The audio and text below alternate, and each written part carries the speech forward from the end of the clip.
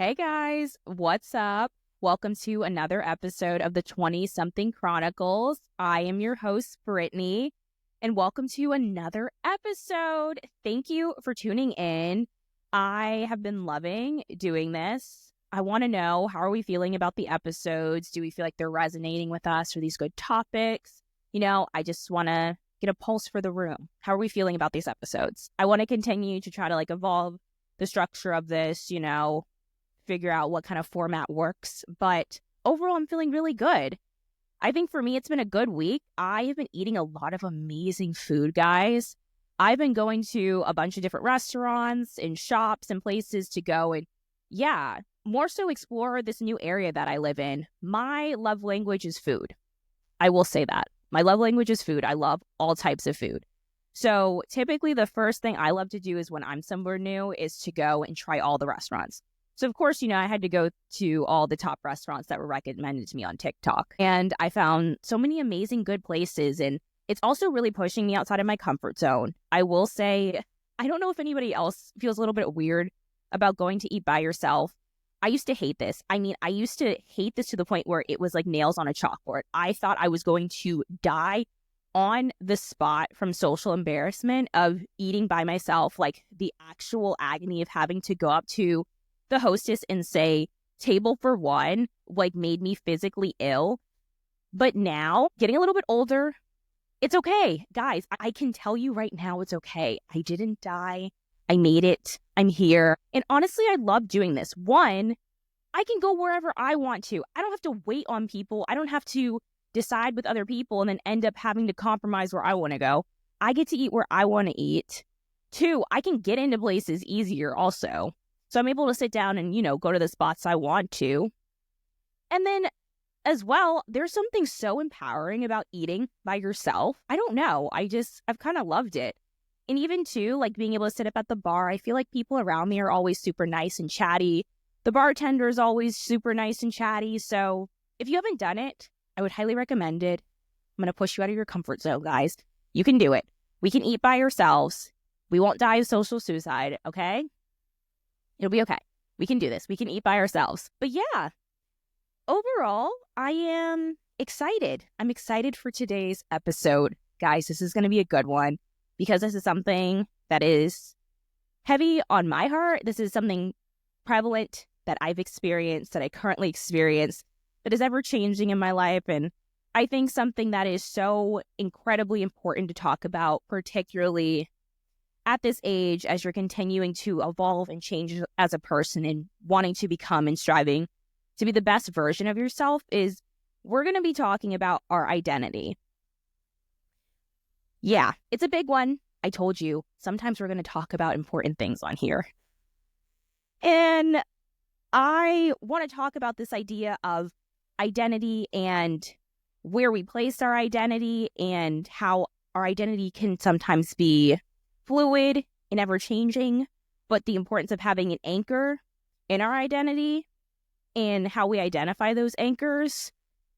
And overall, this is important to discuss because once we have a clear picture of our identity and how we want to be perceived in the world and how we show up in the world, it allows us to become free as people. It gives us the courage to be able to step out and do the things that we wanted to do. It gives us power to be able to say yes to doing things and to feel more secure in who we are, and it's to be able to step into rooms and carry that level of confidence that is so prevalent when you see people walking around. When you see people who are walking around confident, in a quiet confidence, not a cocky confidence, they have fully accepted who they are and how they show up in places, and they are unapologetically themselves, and it's just the most freeing thing. It is so much more easier said than done. And I will say that, as I have said, I continue to have to work on this aspect of my life as well. But once you are secure in your identity, it allows you to be free to be who you are meant to be. So, okay, we're going to talk. So let's jump right in. Now, when we talk about where our identity comes from, I always like to look back. I like to look back on childhood upbringing, these big pillars of things that shape you and evolve you and adapt you into who you are. Now, that's not to say your upbringing is a definer of who you are. It just helps to add to your story and gives more context to where you've ended up in life. And I think that's an amazing thing that everybody has so many different backgrounds. Now, I will say for me in my own personal journey, trying to solidify my identity has been a lot. It has been exhausting, guys. It feels like I've been carrying stones up a hill for decades. I'm not even that old, but it took a lot for me to be at the place where I'm at now. And I think this is why. So for me, I grew up in predominantly white spaces, particularly going to a lot of PWIs, which are just probably white institutions, for those who don't know. Being in these spaces, being a Black female, it has a way of, I'm trying to put this in a more digestible term. I don't know if there's a more digestible term, but it has a way of skewing your view on yourself. There is something to be said when you are surrounded by people who don't look like you and do not have the same lived experiences as you, and you grow up in those spaces and everything about you is nothing similar to that group. It has a way of morphing your identity of who you are. It has a way of kind of blurring a little bit of how you perceive yourself. And I will explain. So, like I said, being in more so white spaces and being a kid, it's going to be weird. One, because you don't look the same. Every kid, I think the beautiful thing about being a kid is like everybody, you're friends with kids because they're just a kid. Like you're not thinking about external factors of like, oh, this person looks different than me, so I can't be friends with them and blah, blah, blah. But and all my Black girls know this. Hair is a big thing. Hair is a big thing. You quickly learn very fast that, your hair texture is not going to be doing what everybody else is doing. So people throwing their hair up in ponytails and wanting to play with your hair, like, just can't happen because it's just straight up not going to move like that. But you don't understand why that doesn't make sense. So when you go to sleepovers and you let people play with your hair, it's not making sense. Or when you have to show up with a hair scarf, people are like, what the heck is that on your head? Like, it's these little micro things that you note as being odd and make you feel a little bit different, but you don't really fully digest what those things are. And I don't know, I think for me in middle school is when everything like hit hard. And I think it's because we all know what happens in middle school. It's when people start having little crushes and dating and all of that stuff. And it's the cute time for everybody to explore love. But it is a Black girl's worst nightmare. And I will say that at this time for any Black girl that is in a predominantly white school. Because, yeah, I think point blank period, it is hard because you end up liking somebody and that person's not explicitly telling you that like, oh, I'm not your type, like this person isn't my type, but you see the type of girl that they normally go for, you look the polar opposite, but that's all you know. You're only surrounded by this specific group of guys, so you're like, obviously, who else am I gonna have a crush on? So it's this weird issue of like, okay, this person doesn't like me because is it because I look different? Is it because I can't change who I am in that aspect? So you're stuck there, you're stuck in that piece and you don't understand why. But then also it's like I feel like we have similar interests and we like all the same things and we grow up on all the same TV shows. I know growing up, please, I'm watching all the same Disney shows, having the same crushes like Zac Efron, like every other girl. When we want to start pairing people off in middle school, I'm being thrown with the other only Black guy in there because I'm Black and obviously I'm not feeling him, but we're just going to pair me with him. So I think outside of like that kind of stuff is like when it really set in for me of like, okay, I just feel like I'm starting to feel different. It's now starting to seep in that I am different and my identity is getting misconstrued because I feel like while these people are my friends and while we have a lot of similar interests and we're able to talk about the same like shows and relate on the same topics of like liking stuff. In my core, I know that I will never be able to fully relate. And so what I think I started to do is I started to slowly start morphing little pieces of myself to help appease my own personal insecurities and also to appease those around me. I think I just started to go with the flow, liked what they liked, similar interests, like the same guys, whatever, just to appease this group and not ruffle any feathers and not really call out people when I felt like I was being othered, honestly. And I think it wasn't any malicious way. I think it was just ignorance. Like, I truly believe it was just ignorance. And being so young, you just don't know what those ramifications will look like to get older. Now, switching into high school, I think this was an interesting one for me because, like I said up front, I think I struggled with my identity a lot because I was trying to figure out how I identified as myself. Was I just a byproduct of my environment? So that's who I was as a person. Was it the experiences I had? Was it like my interest? I was a theater kid. I love theater. So I was like, am I a theater kid? Is that how I identify? But I really don't think me being a Black female was something at the forefront of my mind because being in these white spaces, I think I just suppressed a little bit of that aspect. And it's so interesting because I feel like most Black people end up going two ways. When you're in predominantly white spaces, either I feel like you fully go one way in which you feel othered, so you try to find groups of people around you to find some semblance of community and commonality, and you cling to that. And most of those Black people end up going to HBCUs because they don't want to experience what they experienced in high school.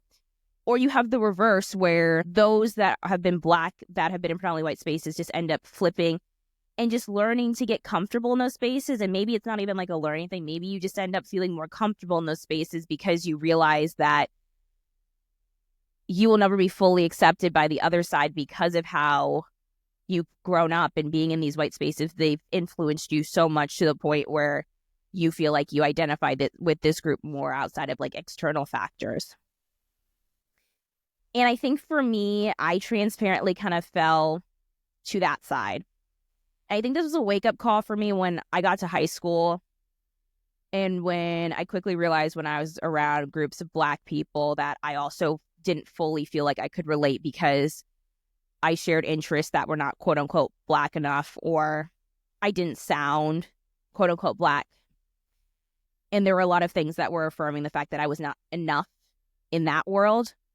But I also was not enough in the other world. So I was straddling the line of not feeling like enough in both places. And I had one foot in one world and one foot in the other world. And I didn't know where I stood. So I feel like I just kind of floated in that in-between line. I didn't take a strong stance on a lot of things. I feel like I kind of just, was appeasing everybody around me and was a little bit more quiet. And I internally was like, I don't know who I am. I don't know what world I belong to. So who am I as a person? Like, I'm not enough for this group. I'm not enough for this other group. And both of these groups don't make me feel like I'm accepted. So I felt like the only thing that I could anchor my identity on was who I was at that point, which was like, I felt like I just wasn't enough. And that was how I really felt like I identified. So switching, I think, into college and then heading into my early 20s, I had another, eye-opening experience where I think the events that happened in 2020 and a lot of the social injustice issues that were happening were a shake that I needed to wake my eyes up to the fact that, one, just because I may not have the same common interest in identifying certain aspects with my Black side that I felt like alienated me, I ultimately was Black. I am Black. That's how I show up in the world. That's how I'm perceived. And it made me come to some hard terms with myself. It made me identify or assess why I was doing certain things. Why did I feel like I needed to continue to shape shift around both groups? Because at the end of the day, like, I was Black, and that's ultimately what it was going to be. I am Black. That's how I'm going to show up in both spaces, whether I like the same things or not. Like, I am. And it made me really question, like, why was I doing certain things, sounding a certain way? Why did I continuously feel this sickening pressure to continue to straighten my hair? I say all this now and I have a silk press, but that is because I'm now accepted my hair, and I realized I'm a silk press girl, and I tried the natural hair journey in 2020. I did, guys. I did do it for a small stint of trying to do the natural hair journey, and it didn't. I don't have the time and patience for it. I love it on other people. I just personally do not have the time for it.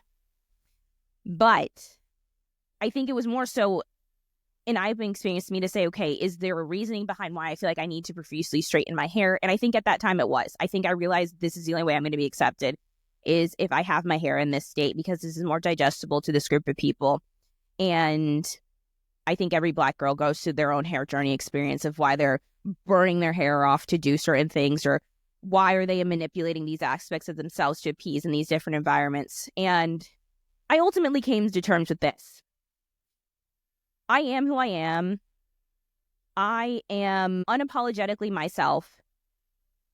And you know what? There is not a monolithic experience for any group. Black, white, Hispanic, whatever it may be. We all come in different shapes and sizes and have different beliefs and viewpoints and opinions. But I think at the core, we're all people. I am very proud to say that I now know my identity. I'm confident to be able to say that I am Black, a Black woman who enjoys certain things and likes to do certain things. And maybe these activities are not quote unquote following in the Black community category or in the white category or in the Hispanic, Asian, whatever it may be. But the point is, I have come to terms with the fact that I'm going to fully show up to places as I am without question, without waver in any group, and be confident to stand in who I am. And I don't know. I know for some people, this is a hard thing to swallow because, yes, I think your identity is certainly placed on the people you hang out with and the activities you like. And that is an aspect of your identity and the type of food you like. And that is how we build community as people, is how we have these identifier factors. But ultimately, your identity cannot be rooted in those other aspects. It has to be rooted in something stronger. It has to be rooted in a knowing, in a sureness of who you are to your core. And I think external factors can make you waver in that regard. External factors can really manipulate your viewpoint of how you see yourself. And that is why it's so important, in order to remain anchored in your identity, is to have pillars around you that remind you of who you are, whether that is your support system, your friends, your family, whether that comes through your faith, if you are spiritual, an anchor of something that is outside of yourself. It comes through your core beliefs and your viewpoints on life. That is another anchor. And once you have a clear picture of that anchor, it allows you to navigate through life with so much more ease and without the stress of feeling the insecurity of not feeling like you're enough. And I don't know. I think that's been the biggest thing that I've been learning at this point in my life, is that I feel like I'm finally confident to be able to say that I am enough. I'm more than enough. And while I'm still trying to figure out who I am as a person and trying to make sense of all the crazy things around me in life, and as I continue to grow and life continues to change, and, I move, I up getting new jobs, whatever the case may be, and life changes happen, I am now more secure in who I am. And I think that's a beautiful thing. And I think it's something that needs to just be heard from people. I think it is. I think we're having an identity crisis as a people right now. And particularly when you're in your 20s and so many things are fickle and fleeting, and we put so much stake in other things, I think it is important to really sit back and reflect of where our identity is being rooted. So yeah. Okay, guys. That's my little tangent. I just felt the need to talk about it. I hope you guys found that helpful, and you're able to resonate with that and relate to that, because I know it's something that I am still actively trying to work on for myself. But I think that's it, guys. All right. Thanks so much for listening and tuning in, and I will see you guys in the next episode. Bye.